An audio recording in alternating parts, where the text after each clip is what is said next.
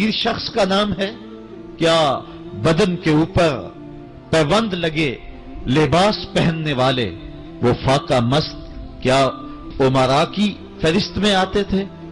हमें तो वो कहानी भी इस्लाम की गुर्बत की याद आती है कि जब उहद के अंदर 70 शहीदों के लाशें पड़े हुए हैं तो हजरत सफिया हुजूर की फुफ्फी अपने भाई हमजा के लिए 2 चादरें लेकर के कफन की आती है। तो हुजूर अलैहिस्सलाम ने फरमाया कि जिस कब्र में हमजा को दफन किया जाए उसी कब्र में मुसअब बिन उमैर को भी कफन दिया जाए और दफन किया जाए। और कहा मेरे चचा के लिए उसकी जो बहन मेरी फुफ्फो जो 2 चादरें ले आई है, कहा 1 चादर हम मुसअब बिन उमैर को देंगे। ये मुसअब बिन उमैर कौन है? तारीख पढ़ो, कितनी दिल आवेज तारीख है। मक्के में एक अमीर तरीन खातून है जिसके बेटे का नाम मुसअब है और वो अपने बेटे को इतना खूबसूरत लिबास पहनाती है और इतने खूबसूरत खुशबू और अतर उसको लगाती है कि मुसअब बिन उमैर जिन गलियों से गुजरते थे देर तक वो गलियां महकती रहती थी। लोग कहते थे यहां से मुसअब गुजर के गया होगा इसलिए ये गलियां महक रही हैं। अच्छा, फिर मुसअब पे नजर पड़ती है मेरे मोहम्मद अरबी की तो मुसअब बिन उमैर हुजूर की जुल्फों का असीर हो जाता है। मां काफिरा है, जब पता चलता है तो उसका लिबास भी छीन लेती है, सहूलतें और आसूदगियां भी वापस ले लेती है। फिर वो वक्त भी आया कि मुसअब बिन उमैर हबशा की जानिब हिजरत कर जाते हैं। मक्के के हालात कुछ थोड़े से खुशगवार नजर आए तो वो हबशा से वापस मक्के जब पलटे तो उनके बदन पे जो चादर थी वो जगह जगह से फटी हुई थी। मेरे आका करीम अलैहिस्सलाम ने देखा तो हुजूर की आंखों में आंसू टपकने लगे। कहा ये वही मुसअब है जो इतना खुशपोश नौजवान था कि मैंने पूरे मक्के में इससे खूबसूरत लिबास पहनने वाला कोई दूसरा शख्स नहीं देखा और आज मेरे मुसअब को पहनने के लिए जो चादर मुयस्सर है वो भी जगह जगह से फटी हुई है। ये इस्लाम की गुर्बत की कहानी है और आज उहद में यही मुसअब बिन उमैर शहीद हो जाते हैं और उनके लिए कफन भी दस्तयाब नहीं है। हुजूर ने कहा जो मेरे चचा के लिए 2 चादरें लाई हैं उनमें से एक का कफन मुसअब को दे दो ना और दूसरी चादर से कफन मेरे चचा को दे दिया जाए। अच्छा, हजरत मुसअब के लिए बड़ी चादर रख दी गई और हजरत अमीर हमजा के लिए जो चादर थी वो छोटी थी। अगर सर ढांपते थे तो पांव नंगे हो जाते, अगर पांव ढांपते थे तो सर नंगा हो जाता। हुजूर ने फरमाया मेरे चचा का सर ढांप दो और पांव के ऊपर इज़खर नामी घास डाल दो। मैं ये इस्लाम की गुर्बत की कहानी तुम्हें सुना रहा हूं। जब मेरे रसूल के चचा के लिए पूरे कफन का टुकड़ा भी दस्तयाब नहीं था, इस्लाम उस वक्त भी इज्जत पा गया था, इस्लाम उस वक्त भी जलील नहीं था, इस्लाम उस वक्त भी सरबुलंद था और इस्लाम उस वक्त भी इज्जतों की मसनद पे था। ये इस्लाम का वो दौर है कि जब हुजूर मस्जिद नबवी से बाहर निकलते हैं तो आगे हजरत उमर व अबू बकर रज़ी अल्लाह ताला अन्हुमा खड़े हैं। चेहरे के ऊपर अजीब उदासी है। कहा उमर, अबू बकर इस वक्त क्यों खड़े हो? अर्ज की हुजूर भूख ने घर में टिकने नहीं दिया। हमने चाहा हुजूर का चेहरा देख लें तो कुछ प्यास बुझ जाए, कुछ भूख मिट जाए। हुजूर ने फरमाया मेरा हाल भी यही है। जिस चीज ने तुझे घरों से निकाला है वही चीज मुझे घर से निकाल लाई है। चलते हुए हजरत अबू अयूब अंसारी के घर के करीब से गुजरे।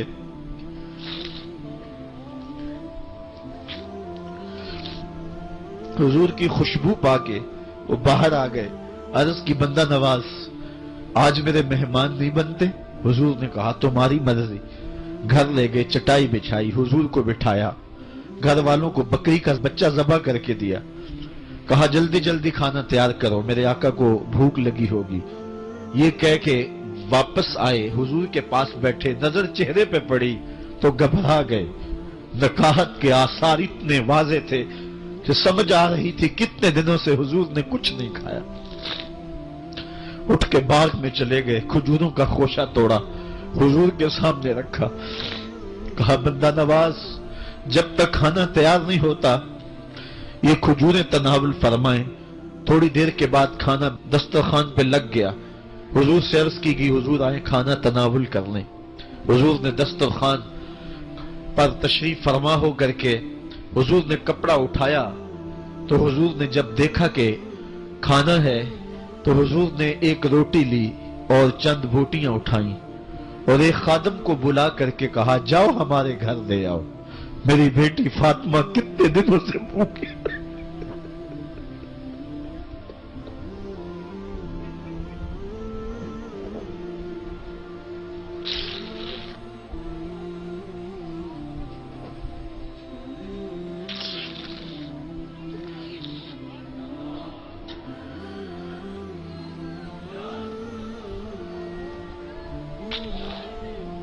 کہا جاؤ ہمارے گھر لے آؤ، میری فاطمہ کتنے دنوں سے بھوکی بیٹھی ہوئی ہے، مال کے کونین ہیں گو پاس کچھ رکھتے نہیں، دو جہاں کی نعمتیں ہیں ان کے خالی ہاتھ میں۔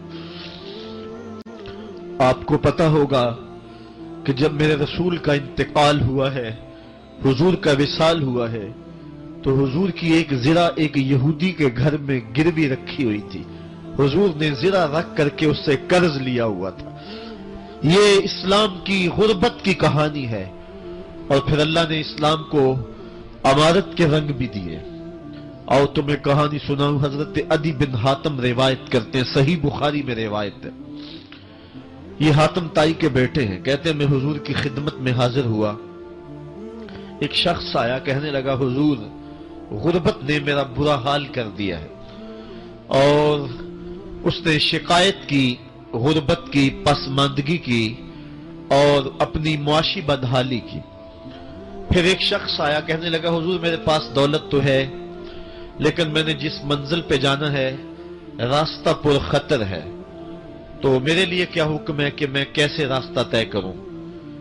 تو یہ دو لوگوں نے یہ باتیں کی تو حضرت عدی کہتے ہیں کہ حضور نے روئے سخن میری جانب موڑا اور میری جانب مخاطب ہو کے کہا عدی تو نے ہیرا دیکھا ہے؟ عدی کہتے ہیں میں نے عرض کی حضور دیکھا نہیں، سنا ہے، ہیرا یہ شہر ہے عراق کا۔ تو حضور نے فرمایا عدی تو نے ہیرا دیکھا ہے؟ میں نے کہا نہیں حضور دیکھا نہیں، اس کا تذکرہ سنا ہے۔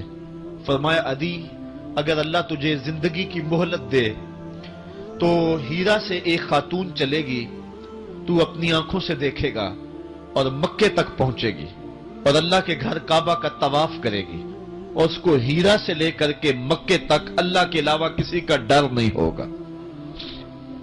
کہتے ہیں کہ میں نے دل میں کہا کہ پھر بنو طے کے ڈاکو مر گئے ہوں گے جنہوں نے عرب کے اوپر روب ڈال رکھا ہے، تو وہ تو پھر ختم ہو گئے ہوں گے۔ کہتے ہیں میں بھی سوچ ہی رہا تھا کہ حضور نے مزید میری حیرت میں اضافہ کرتے ہوئے کہا عدی اگر تجھے اللہ نے زندگی کی مہلت دی تو تو دیکھے گا کہ کسرا کے خزانے تیری جھولی میں ہوں گے۔ تو اس دور کی سپر طاقت تھی۔ میں نے کہا حضور کسرا بن ہرمز؟ حضور نے فرمایا ہاں کسرا بن ہرمز۔ کہتے ہیں کہ حضور نے پھر فرمایا دی اگر تو زندگی پائی تو وہ دن بھی دیکھے گا کہ ایک شخص زکوٰۃ کی رقم لے کر کے، زکوٰۃ کی چاندی لے کر کے، زکوٰۃ کا سونا لے کر کے نکلے گا اور اس کو کوئی زکوٰۃ کا مستحق ہی نہیں ملے گا۔ حضرت عدی بن حاتم کہتے ہیں کہ پھر میں نے وہ منظر اپنی آنکھوں سے دیکھا کہ ہیرا سے خاتون چلی اور مکے تک پہنچی اور امن ایسا تھا کہ اس کو اللہ کے علاوہ کسی کا ڈر نہیں تھا۔ پھر وہ لمحے بھی میں نے دیکھے کہ کسرا بن ہرمز کے خزانے مسجد نبوی کے باہر پڑے ہوئے ہیں۔ تو کہتے ہیں تیسری چیز میں دیکھ نہ سکا اور میں نے لوگوں کو کہا کہ یہ میں تو نہیں دیکھ سکا، میری شاید زندگی وفا نہ کرے، اور اگر تمہاری زندگی وفا کرے تو تم دیکھنا میرے آقا نے جو فرمایا تھا دو باتیں تو پوری ہو گئی ہیں اور تیسری بات تم دیکھ لو گے۔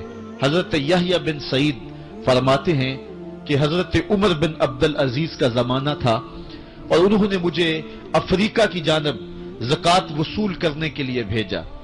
میں وہاں سے زکوٰۃ وصول کی اور پھر میں زکوٰۃ لینے والے مستحقین کو ڈھونڈنے لگا، تو کہتے مجھے کوئی مستحق نہ ملا۔ پھر میں غلام پکڑتا اور اس کے پیسے دے کے اس کو آزاد کرواتا چلا جاتا۔ حضرت عمر بن عبدالعزیز کا زمانہ ہے کہ گورنر ہے عراق کا، وہ حضرت عمر بن عبدالعزیز کو لکھتا ہے کہ اتنی رقم ہے اس کا کیا کرنا ہے؟ تو عمر بن عبد العزیز کہتے ہیں رقم لے کے یہاں نہ آنا، وہاں عراق کے لوگوں میں بانٹ دو، جو زکوٰۃ کے مستحق ہیں ان کو تقسیم کر دو۔ تو گورنر لکھتا ہے جو مستحق ہے ان کو دے دی، اب کوئی مستحق نہیں رہا تو میں کیا کروں؟ تو حضرت عمر بن عبد العزیز کہتے ہیں جو مقروض ہیں ان کا قرض اتار دو۔ تو کہتے ہیں کہ ہاں قرض بھی میں نے اتار دیا ہے، رقم پھر بھی بچ رہی ہے، کیا کروں؟ تو حضرت عمر بن عبد العزیز نے پھر لکھا جو شخص شادی کرنا چاہتے ہیں ان کا حق مہر ادا کر دو۔ میں نے کہا کہ وہ بھی کر دیا ہے، رقم پھر بھی بچ گئی، اب کیا کروں؟ تو حضرت عمر بن عبد العزیز نے مجھے لکھا کہ جو غیر مسلم ہیں جنہوں نے ٹیکس دیا ہوا ہے، جتنا ٹیکس دیا ہے اس سے دگنے پیسے ان کو قرضے میں دے دو، اور ان کو کہو جاؤ اس کا کاروبار کرو، کھیتی باڑی کرو، اور ساتھ انہیں یہ بھی کہہ دینا قرض کی فکر نہ کرنا اور زیادہ اس میں پریشان نہ ہونا، جب دے سکو گے دے دینا۔ یہ دور بھی پھر اسلام نے دیکھا اور یہ گھڑیاں بھی دیکھی، جب چتھڑے پہنے ہوئے تھے، جب پیبند لگے لباس پہنے تھے، جب پیٹ میں ڈالنے کے لقمہ بھی نہیں تھا، اللہ کا دین اس وقت بھی غالب تھا، اور جب گلیوں کے اندر ریشم بکھرا ہوا ہوتا تھا کوئی اٹھانے والا نہیں تھا، دین اس وقت بھی غالب تھا۔ دین کا غالب ہونا یا نہ ہونا اس کا تعلق جو ہے وہ مال و دولت سے نہیں ہے۔